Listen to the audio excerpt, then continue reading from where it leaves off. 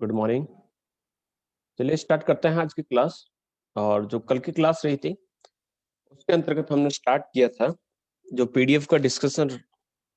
आपने शायद देखा होगा कि जो फैक्टर्स है जो कंट्रोलिंग करते हैं वेदरिंग को, तो वेदरिंग को कंट्रोलिंग करने वाले कौन कौन से फैक्टर्स है उसके अंतर्गत आपने देखा कि विभिन्न चट्टानों के जो रंध्र हैं, यानी जो पोरोस है या जो जॉइंट्स है, चट्टान कैसी है, वहां पर वेदर कंडीशंस क्या है, वहां पर वेजिटेशंस, ऐसे करके हमने कई कारकों को देखा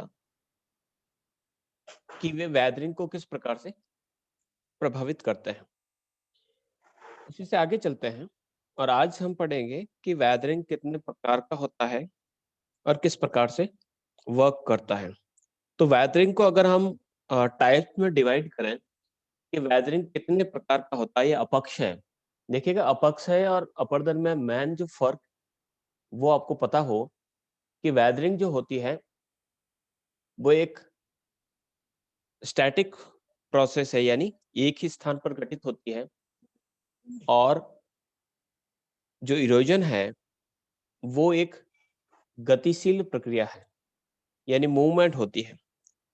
तो वेदरिंग को हम बेसिकली कितने भागों में बांटते हैं, तो उसका आंसर है, सबसे पहले अर्थ की बात करते हैं कि अपक्ष है तो अस्थाने या यथा स्थान पर घटित होने वाली प्रक्रिया है, यानी एक ऐसी प्रोसेस है जो उसी स्थान पर, जिस स्थान पर वेदरिंग हो रहा है उसी स्थान पर घटित होती है, यानी मूवमेंट नहीं होती है। इन यथा स्थान पर घटित होने वाली प्रक्रिया है जिसमें वायुमंडलीय तत्वों द्वारा धरातल के पदार्थों पर की गई क्रिया शामिल है।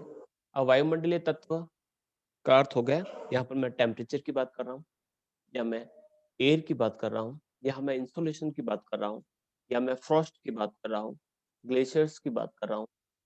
तो हर वो पदार्थ या तत्व जो पर्यावरण का हिस्सा है वो उसमें शामिल किया जाता है। तो सबसे पहली बात, सबसे इंपॉर्टेंट, वह स्वस्थान है, यानी एक ही स्थान पर घटित होती है। ठीक है। अब अपक्षय क्या होता है उसको हम इस प्रकार से इंग्लिश में भी समझ लेते हैं। Weathering is a self occurring or in situ process that involve the action of atmospheric element on surface substance, यानी धरातल पर या धरातल के पदार्थों पर वातावरण या वायुमंडल के तत्वों का क्या प्रभाव पड़ता है। नेक्स्ट चलते हैं। अपक्षय वह प्रक्रिया है जिसमें चट्टानें बाह्य कारकों का जब भी हम बात करते हैं, यानी हम एक्सोजेनेटिक फोर्सेस की बात कर रहे हैं जो समतल बनाने का कार्य अपक्षय करते हैं, जैसे पवन, स्थानीय विंड, वर्षा, प्रक्रिया है। मंडल तत्व तापमान द्वारा धरातल की गई परिवर्तन, प्रक्रिया होती है। ताप परिवर्तन, यानी हम बात करते हैं जैसे पवन, विंड जो है वो अपना वर्क करती है चट्टानों पर, या भी जो भी ये एजेंट्स हैं। रेन, टेम्परेचर वेरिएशन, सूक्ष्म जीवाणु, यानी जो छोटे छोटे से जीव होते हैं, पौधे एवं जीव जंतु द्वारा विघटित या अपघटित को डिकम्पोज किया जाता है या डिसइंटीग्रेशन किया जाता है। अब ये डिकम्पोजिशन एंड डिसइंटीग्रेशन कौन करता है, तो ये दोनों ही जो प्रोसेस है, अगर पवन, वर्षा, टेम्परेचर का वेरिएशन, या जीवाणु, या पेड़ पौधे, या जीव जंतु में हमारा ह्यूमन भी काउंट होगा, तो ये जो प्रोसेस होती है उसे हम अपक्ष है या वेदरिंग कहते हैं। अब यहाँ पर सबसे इंपॉर्टेंट क्या है कि ये जो प्रोसेस है वो एक स्थान पर हो रही है, यानी एक स्थान पर हो रही है, और किया किसके द्वारा जा रहा है, इसके द्वारा। ठीक है। वेर एंड वोम किसके द्वारा किया जा रहा है, इनके द्वारा किया जा रहा है। अब सब स्थान है। अब इसकी प्रोसेस को हम समझते हैं कि अपक्षय का अर्थ केवल ये नहीं है कि वो केवल पत्थरों में होगी, वो किसी भी पदार्थ में हो सकता है। जैसे कि हम देखते हैं कि कई पेड़ पौधे देखते हैं, तो पेड़ पौधों की जो छाल होती है उस पर आपको क्रैक्स नजर आते हैं। तो वो क्रैक्स कहाँ से आए? वो टेम्परेचर का वेरिएशन या किसी अन्य कारक के द्वारा वो वेरिएशन आए हैं। तो हमने कहा कि ये कोई पहाड़ है या कोई पत्थर का टुकड़ा भी लिया जा सकता है। मैंने कहा कि ये पत्थर का टुकड़ा है। अब वो अपनी जगह पर पड़ा है और वहीं पड़े-पड़े वहाँ पर एयर उसमें इसको काट देती है, इतना काट देती है। ऊपर वाले हिस्से को जो है पूरा गायब कर लेती है। तो अपने स्थान पर ही है, ठीक है? तो ये जो एयर है उस एयर के कारण ये अपने स्थान पर टूट कर बिखर गए, ठीक है? तो अपने स्थान पर ही जिस स्थान पर पत्थर पड़ा है वहीं पर इसके टुकड़े गिर गए, अपना आप टूटकर बिखर गए ये टुकड़े, तो कहलाएगा अपक्षय। लेकिन उस पवन ने उस टुकड़ों को उड़ाकर एक स्थान से दूसरे स्थान पर मूव किया, तो वो कहलाएगा अपवर्ड। वर्षा जब तेज गति से जब बारिश होती है, तो बारिश की जो तेज बूंदें धरातल पर गिरती हैं, तो धरातल के ऊपर छेद हो जाते हैं। वो तीर की तरह आसमान से गिरती है और धरातल पर बड़े-बड़े गड्ढे डाल देती है। उसी स्थान पर हुआ, यानी वो अपक्ष है।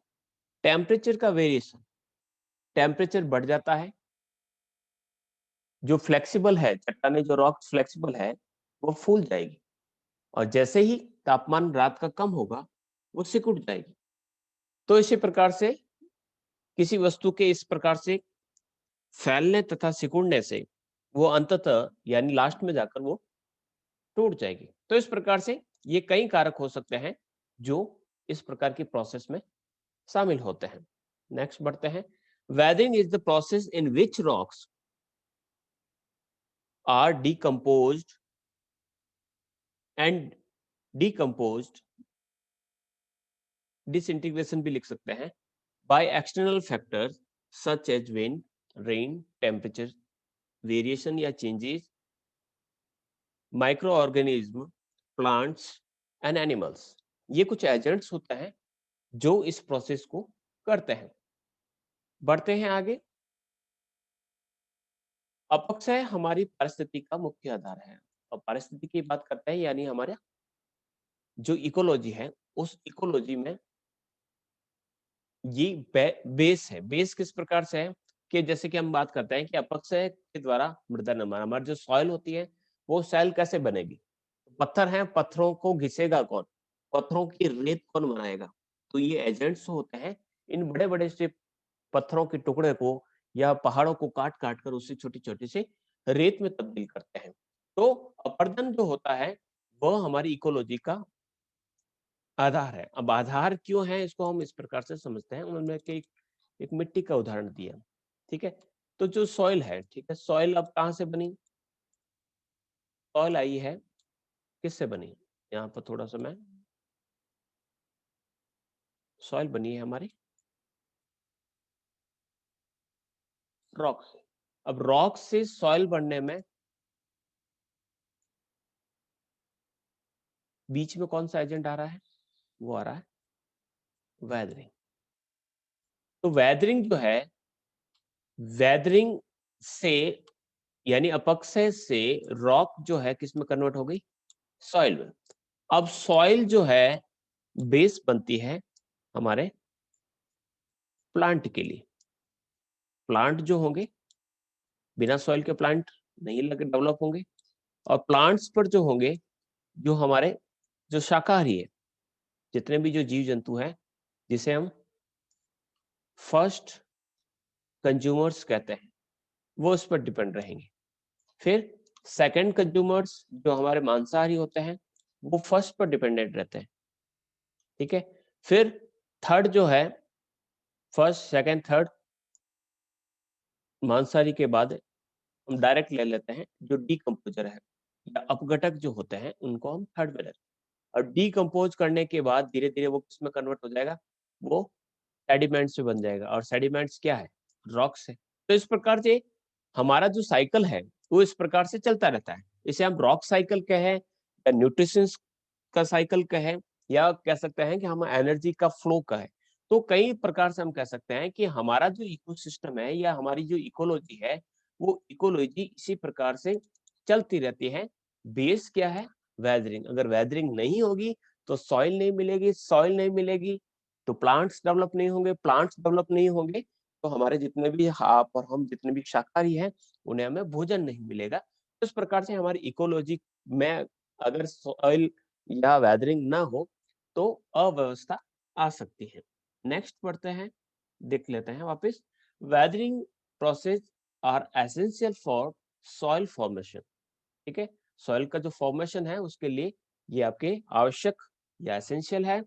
अपर्दन एवं वृहद संचलन के लिए भी इरोजन एंड लार्ज जो सर्कुलेशन होता है उसके लिए भी आपके ये बेस बनता है। अपर्दन कब होगा? जब कह सकते हैं कि अपक्षय नहीं होगा तो अपर्दन कैसे होगा? अब अपर्दन करने के लिए जो कह सकते हैं कि अपर्दन का एजेंट कौन है?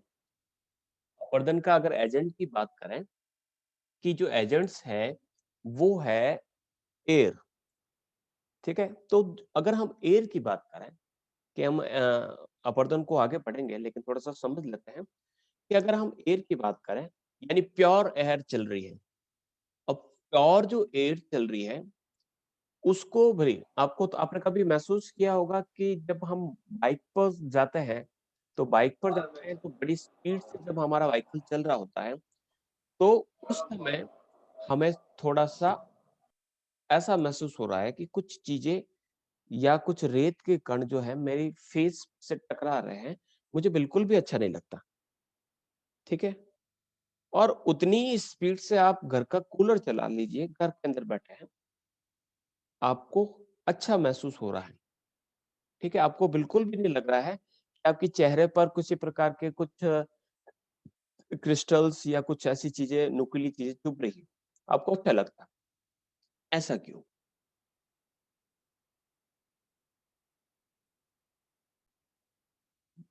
क्या रहेगा आंसर? वो एयर प्योर नहीं है। उस एयर के अंदर कुछ ऐसे पार्टिकल्स है जो उस एयर के साथ उड़ रहे हैं। तो हवा के साथ कुछ रेत के टुकड़े भी हवा में मौजूद है जो कि बंद कमरे में चल रहे कूलर पर मौजूद नहीं है। यही कारण है कि हमें बाइक पर थोड़ा सा असहज सा महसूस होता है। क्या वास्तव में हवा में ऐसे कण विद्यमान है, अवेलेबल है? इसका एक और उदाहरण देखिए, मैं आपको बताता हूँ। आपने देखा है कि कभी हम छत पर खड़े हैं, जैसे कि आज थोड़ा-सा जो मौसम है खराब है, आप अगर देखेंगे तो काफ़ी दूर तक आपको कुछ दिखाई नहीं देगा, आपको लगेगा कि अंधेरा छा रखा है। ये जो अंधेरा है, ये एक्चुअल में आपकी वाटर वेपोर्स है, ये जल की बूंदें, जल वाष्प है, हवा के अंदर नमी है। बारिश के दिनों में जब हम छत पर खड़े होते हैं, बारिश होने के ठीक बाद आप जब छत पर जाएँगे, तो आप देखेंगे कि काफ़ी दूर से दूर जो पहाड़ है, जो मोबाइल की टॉवर है,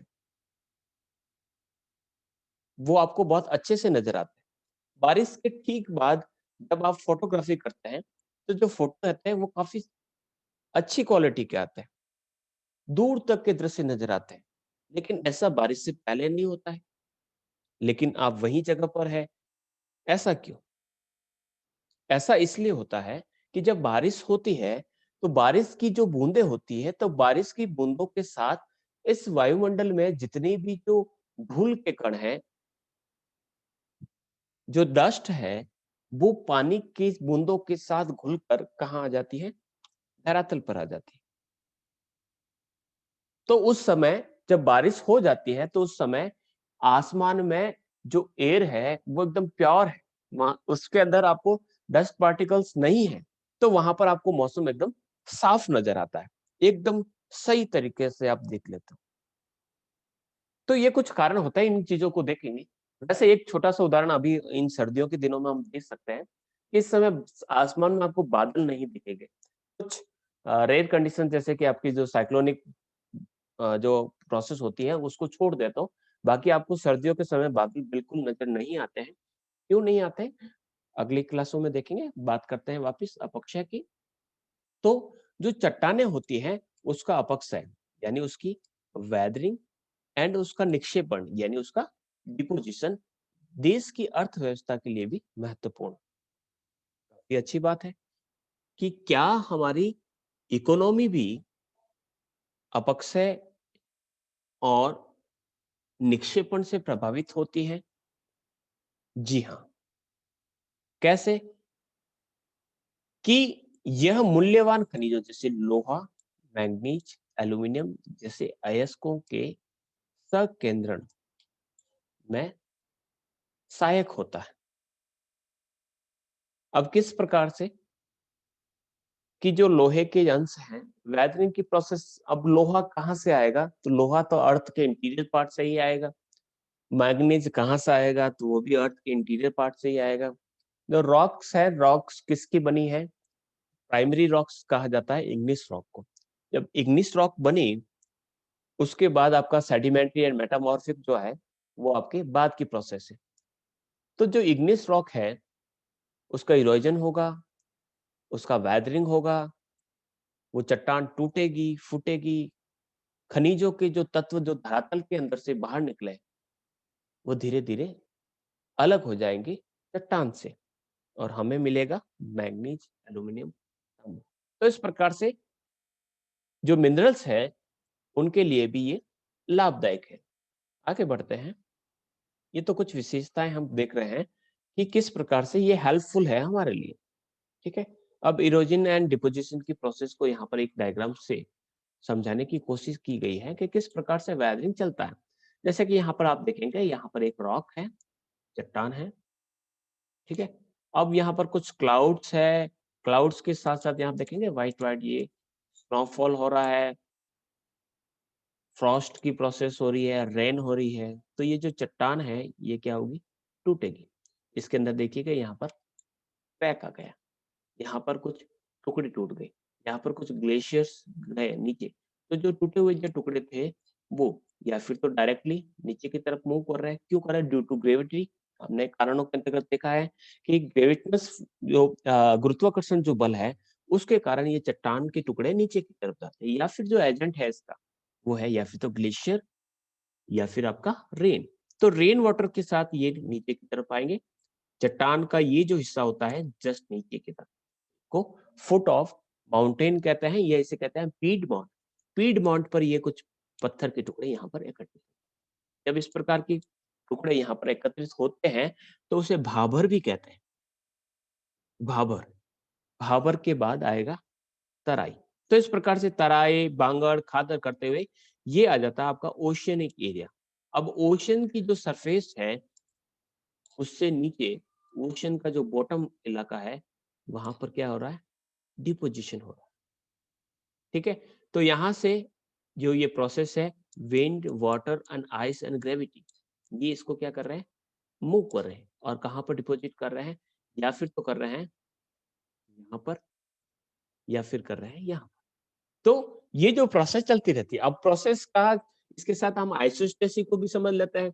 अब देखिए कि यहाँ से भार कम हुआ और यहाँ पर भार बढ़ गया, तो नीचे से ये जो पदार्थ नीचे आए, ये नीचे की तरफ से मूव करेंगे। ये जो ऊपर का जो अपर पार्ट है, वो किसका बना हुआ है?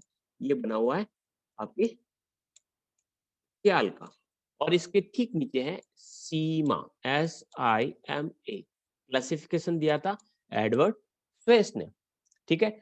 तो ये जो पदार्थ है मूव करेंगे, मूव करने के बाद यहाँ पे मूव करने के बाद इस हिस्से को वापस अप करेंगे। जितना हिस्सा टूटा उतना वापस पहुंचा दिया। एक फाउंटेन का उदाहरण देखें आप, कि एक फाउंटेन का जो पॉन्ड होता है, उसमें पानी कभी कम नहीं होता, वो बैलेंस बना रहता है, उतना ही पानी रहता है, क्योंकि जितना पानी नीचे आता है उतना वापस ऊपर पहुंचा दिया जाता है। तो वही पानी को रिसाइकल होता रहता है। तो इसी प्रकार से बैलेंस भी इसी प्रकार से बना रहता है, और इस बैलेंस को बनाने में सहयोग देते हैं weathering, erosion and deposition, WED। ठीक है। और मिसबैलेंस कौन करता है? जो इंडोजेनेटिक फोर्स होते हैं, जिसे कहा जाता है अंतर्जात बल। अंतर्जात बल में क्या होता है? डायस्ट्रॉफिक प्रोसेस होती है, और डायस्ट्रॉफिक प्रोसेस यानी पटल विरूपणी जो प्रोसेस होती है, उसके अंतर्गत भूकंप आते हैं, ज्वालामुखी का विस्फोट होता है। ठीक है। पिछला भी याद करते रहे, साथ साथ में आगे बढ़ते हैं। Weathering, the breakdown of rocks कैसे होता है? मुख्य रूप से अपक्षय 3 प्रकार का होता है। वेदरिंग को अगर हम डिवाइड करें तो हम इसे 3 भागों में डिवाइड कर सकते हैं। फर्स्ट वन इज भौतिक या फिर फिजिकल इरोजन, इसे हम मैकेनिकल वेदरिंग भी कह सकते हैं। फिजिकल और मैकेनिकल वेदरिंग, ठीक है। तो भौतिक अपक्षय या मैकेनिकल वेदरिंग के बाद दूसरा है रासायनिक अपक्षय, केमिकल वेदरिंग, और तीसरा है बायोलॉजिकल वेदरिंग, ठीक है। वेदरिंग की 3 प्रोसेस है, या फिर तो होगा मैकेनिकली, या होगा केमिकली, या होगा बायोलॉजिकल। अब भौतिक की अगर बात करें तो साधारण शब्दों हम कह सकते हैं कि भौतिक या यांत्रिक अर्थ होता है। जैसे कि जो एजेंट्स हमने पढ़े हैं, एजेंट्स के अंतर्गत हमने पढ़ा कि जो वाटर है वो एजेंट है, इंसोलेशन यानी सूर्य ताप है वो भी एजेंट है, तुषार जिसे फ्रॉस्ट कहा जाता है वो भी एजेंट है, वायु यानी विंड इसकी प्रोसेस में भाग लेता है, और प्रेशर, प्रेशर बढ़ा और प्रेशर घटा तो द प्रेशर बढ़ेगा तो कंप्रेस होगी, प्रेशर घटा तो टेंशन फोर्स होगा। इस प्रकार से किसी चीज को दबाने से छोड़ने से अंततः वो टूट जाएगी। फिर हम केमिकली की बात करते हैं, रासायनिक। रासायनिक प्रक्रिया के अंतर्गत 3 प्रमुख जो गैसेज है वो वर्क करती है। एक होती है ऑक्सीजन, ऑक्सीजन से जो वेदरिंग होती है उसे हम ऑक्सीडेशन कहते हैं। दूसरी जो होती है कार्बन से या कार्बन डाइऑक्साइड से, CO2 से। तो CO2 से जो प्रोसेस होती है उसे हम कार्बनीकरण कहते हैं या कार्बोनेशन कहते हैं। इसी प्रकार से तीसरी जो गैस है वो है हाइड्रोजन, और हाइड्रोजन हाइड्रोजन से जो इस प्रकार की प्रोसेस होती है उसे हम कहते हैं हाइड्रेशन। इसी प्रकार से सिलिकेशन भी होता है, डिसिलिकेशन एंड सॉल्यूशन, इसको भी ऐड किया जा सकता है। डिसिलिकेशन का अर्थ होता है, समझेंगे इसको, डिसिलिकेशन सिलिकेशन का अर्थ होता है उसके अंदर सिलिका है, जब सिलिका को अलग कर दिया जाता है, सिलिका का अर्थ होता है बेसिकली हम रेत कह सकते हैं, जब रेत अलग हो जाती है या फिर विलयन यानी घुला दिया जाता है तो ये भी आपके केमिकली प्रोसेस के अंतर्गत शामिल किया जा सकता है। थर्ड वन जो है वो है हमारा बायोलॉजिकल या जैविक या प्राणी वर्गीय, ठीक है। अब प्राणी के अंतर्गत वनस्पति है, तो weathering due to vegetation, weathering due to animals and weathering due to man. 3 process को शामिल करेंगे कि वेदरिंग जो पेड़ पौधे करते हैं, पेड़ पौधों की जड़ें जब फैलेगी तो चट्टान को काट देगी। जीव जंतुओं द्वारा अपक्षय यानी जो जीव जंतु हैं, छोटे छोटे से जीव हैं, चट्टान के अंदर बिल बना देते हैं, चट्टान के अंदर कह सकते हैं कि उसको तोड़ तोड़ कर बिखेर देते हैं। और तीसरा है हमारा जो है हम, यानी आप और मैं, कुदाली ली और गड्ढा खोद दिया, चट्टान को हथौड़े से तोड़ दिया। तो इस प्रकार से 3 प्रकार का वेदरिंग होता है। सबसे पहले समझते हैं आपका भौतिक या यांत्रिक अपक्षय, यांत्रिक भी कह सकते हैं, फिजिकल और मैकेनिकल वेदरिंग, ठीक है। क्या अर्थ होता है? तो इंसोलेशन यानी सूर्य ताप, तुषार तथा वायु द्वारा चट्टानों में विघटन होने की प्रक्रिया को यांत्रिक या भौतिक अपक्षय कहा जाता है। कौन करता है? या फिर तो इंसोलेशन करेगा, या फ्रॉस्ट करेगा, या विंड या एयर करेगी। इसके अंतर्गत सबसे जो इंपॉर्टेंट है वो है टेम्परेचर का वेरिएशन। सबसे इंपॉर्टेंट, टेम्परेचर बढ़ेगा और टेम्परेचर कम होगा, या फिर प्रेशर रिलीज होगा या प्रेशर आएगा, या फिर हो सकता है पानी बर्फ में जमेगा या पानी पिघलेगा। या फिर गुरुत्व बल यानी ग्रेविटी, ये जो प्रोसेस होती है शामिल होती है। अब हमने कहा कि पानी जमेगा और ठंडा होगा, इसलिए ये जो प्रोसेस होती है कहाँ होगी? ये शुष्क एवं ठंडी जलवायु वाले प्रदेशों में होगी, क्योंकि यहाँ पर तापमान और वर्षा से चट्टानों में कॉम्प्रेस जल्दी उत्पन्न होता है। कैसे होता है? वन बाय वन करके समझते हैं।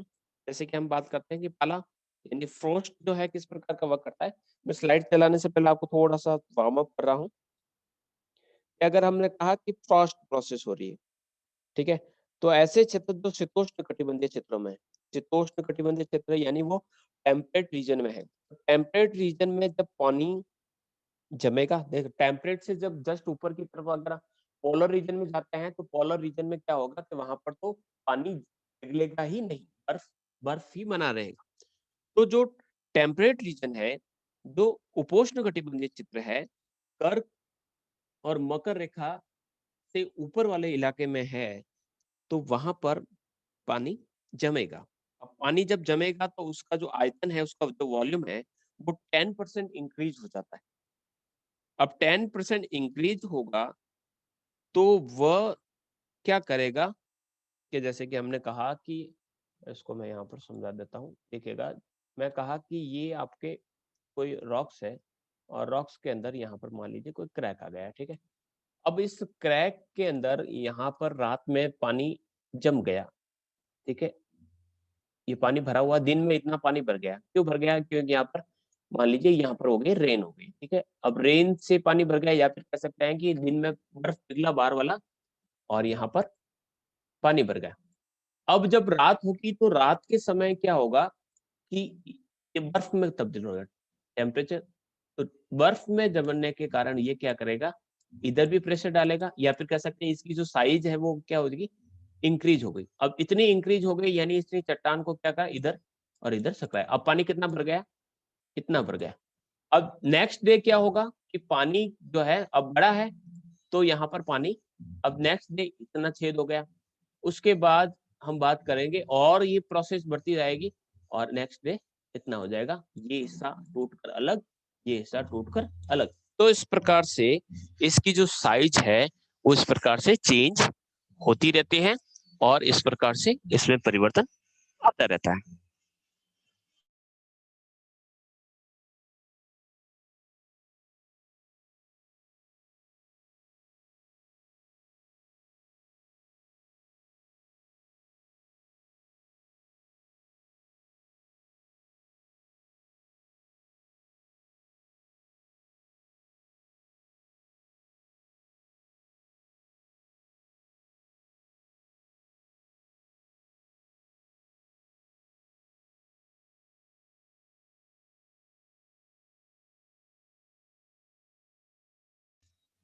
आप तो बात करते थे, तो एक तो था हमने फ्रॉस्ट का उदाहरण लिया, इसी प्रकार से रेनफॉल भी है, टेम्परेचर का वेरिएशन भी इसी प्रकार के वर्क करेगा, यानी इंसोलेशन यानी टेम्परेचर बढ़ेगा।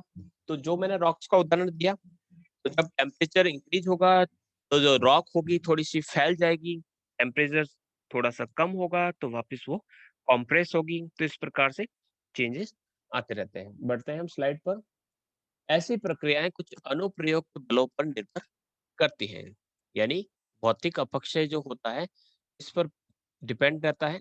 एक तो रहता है ग्रेविटी पर, एक रहता है टेम्परेचर में वेरिएशन, एक रहता है विस्तारण बल, फिर है शुष्कन यानी ड्राइनेस और एक है आर्द्रन। शुष्कन एंड आर्द्र चक्र चक्र का अर्थ होता है कि कोई चीज सूख रही है, ड्राई हो रही है, फिर वापस वेट हो रही है, ड्राई हो रही है, वापस वेट हो रही है। जैसे कि वाटर का हमने उदाहरण लिया कि वाटर जो है आपके कन्वर्ट हो जाता है आइसबर्ग में, आइस में, और आइस वापस मेल्ट होकर वापस बन जाता है वाटर।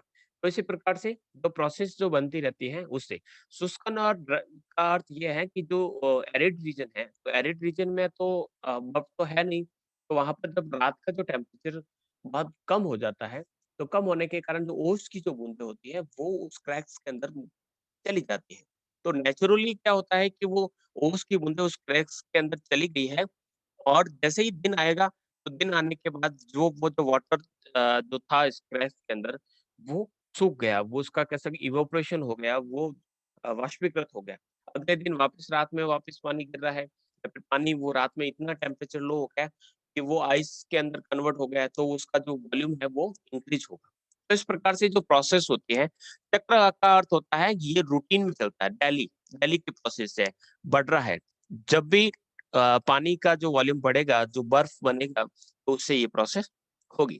ठीक है, तो सबसे पहले है भार विहीनीकरण एंड विस्तारण। ठीक है, विस्तारण और भार विहीनीकरण क्या होता है, इसको हम इंग्लिश में वापस आ जाएगा आपके। तो लगातार अपरदन के कारण जो ऊपरी जो अपर जो रॉक्स है के भार से ऊर्ध्वाधर जो दबाव है वो होता है। अब अपर रॉक्स क्या होगी, जैसे कि रॉक्स है, अब ये रॉक्स की अपर लेयर है और ये उसके नीचे की लेयर है।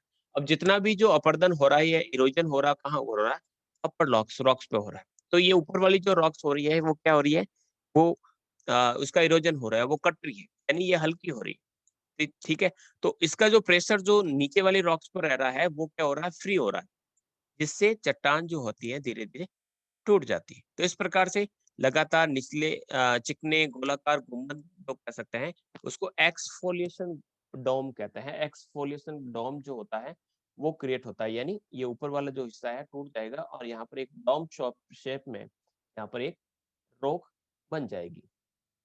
नेक्स्ट है टेम्परेचर का जो वेरिएशन होता है, विस्तारण का अर्थ होता है वो अपनी जगह छोड़ना। ठीक है, तो जो ड्राई रीजन वाले क्षेत्र हैं या जो अधिक ऊंचे क्षेत्र हैं जहां पर दैनिक तापांतर का अर्थ होता है, जो डे टेम्परेचर का जो वेरिएशन होता है वो काफी अधिक होता है, तो वहां पर इस प्रकार की प्रोसेस होती है।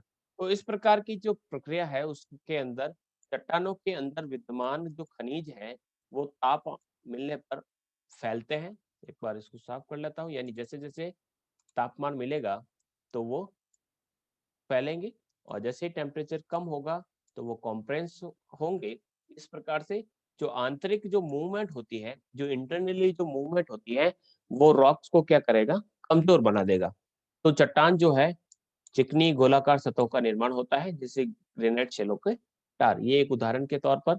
तीसरा जो है वो है हिमीकरण, पिघलन, तुषार वेंजिंग। हिमीकरण का अर्थ होता है कि जो ग्लेशियर्स होते हैं, तो ग्लेशियर्स किस प्रकार के वर्क करते हैं, तो जो रॉक्स है उस रॉक्स के जो क्रैक्स है या जो जॉइंट्स है उसमें बार बार बर्फ जमना और बर्फ के पिघलने से जो तुषार का अपक्ष होता है, ये तुषार यानी frost due to frost, weathering हो रहा है फ्रॉस्ट के कारण। तो ये प्रोसेस कहाँ होगी, जहां पर बर्फ पिघल भी जाता है और जम जाता है। तो दो मिडल लेटिट्यूड्स जो है, यानी मध्य अक्षांश जो आपका टेम्परेट रीजन है, तो वहां पर ऊंचाइयों पर इस प्रकार की प्रोसेस ज्यादा होती है। तीसरा नेक्स्ट जो है चौथा अपक्षय का प्रकार वो है आपका लवण अपक्षय। लवण अपक्षय में क्या होता है, ये जो चट्टान है उसमें जो टेम्परेचर की जो प्रोसेस होती है, तो जल योजन यानी उसका हाइड्रेशन हो जाता है, उसका क्रिस्टलाइजेशन होता है, और हाइड्रेशन और क्रिस्टलाइजेशन से जो लवण होते हैं वो फैलते हैं। ठीक है, तो उनका कणिक विघटन होता है। अब कणिक विघटन का क्या अर्थ होता है, कणिक विघटन का अर्थ होता है, इसको ग्रेनुलर डिसइंटीग्रेशन कहते हैं। मैं आगे और समझाऊंगा आपको, बढ़ते हैं आगे। पहले physical weathering, such process depend on the same applied forces such as forces of gravity, change in temperature, expansion force, pressure of water controlled by drying and humidification cycle। ठीक है, तो ये किस प्रकार से होता है, तो load dehumidification and expansion due to continuous erosion, the vertical pressure is released from the load of the upper rocks, which causes disintegration of rocks. The large, smooth, circular dome formed by this process is called the ablution dome. Ablution dome भी कह सकते हैं या फिर इसे हम कहते हैं एक्सफोलिएशन डॉम। ठीक है, क्या होता है मैं आपको चित्र के माध्यम से दिखाऊंगा। नेक्स्ट है change in temperature and expansion in dry climate and high altitudes where the daily temperature is very high. Such process like place effectively. In this process, the minerals present inside the rocks spread as the temperature increase. and they shrink when the temperature drops. जब तापमान बढ़ेगा तब वो spread होंगे, और जैसे ही तापमान कम होगा तो वो श्रिंक होंगे, यानी वो कॉम्प्रेस होंगे। तो इस प्रकार से the internal circulation weaken the rocks and create smooth spherical surfaces in the rocks, for example tor of granite rocks. Next process है freezing, melting and frost weathering. Frost weathering occur due to related freezing and melting of ice in the crevices and ports. जो छेद होते हैं यानी जो joints होते हैं, joints and ports जो होते हैं उसके अंदर आइस जो होता है वो जम जाता है। This process occur at the higher elevation in the middle latitudes. जो मध्य अक्षांशों के ऊंचे भाग है वहां पर इस प्रकार की प्रोसेस होती है। नेक्स्ट है saline weathering. Salts are dispersed due to thermal action, hydration and crystallization in the rocks, which causes the particulate dissolution और scaling। तो इस प्रकार की जो प्रोसेस होती है उसके अंदर शामिल की जाती है। तो ये था आपका आज का भौतिक अपक्षय कंप्लीट हो जाएगा, और इसकी बाद की जो क्लास रहेगी